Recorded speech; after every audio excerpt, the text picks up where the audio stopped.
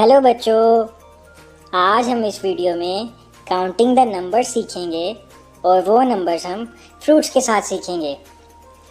तो सबसे पहले हमारे पास है 1 एप्पल, ONE 1 एप्पल। नंबर 2 पर हमारे पास है 2 स्ट्रॉबेरीज, TWO2 स्ट्रॉबेरीज।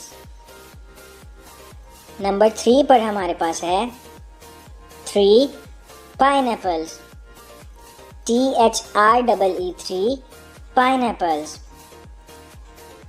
नंबर 4 पर हमारे पास है 4 बनानाज, FOUR4 बनानाज। नंबर 5 पर हमारे पास है 5 ऑरेंजेस, FIVE5 ऑरेंजेस।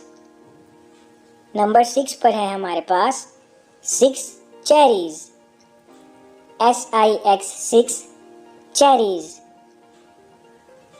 नंबर 7 पर हमारे पास है 7 मैंगोज, SEVEN7 मैंगोज। नंबर 8 पर है हमारे पास 8 एवोकाडोज, EIGHT8 एवोकाडोज। नंबर 9 पर है हमारे पास 9 पियर्स, NINE9 पियर्स। नंबर 10 पर है हमारे पास 10 एप्पल्स, TEN10 एप्पल्स।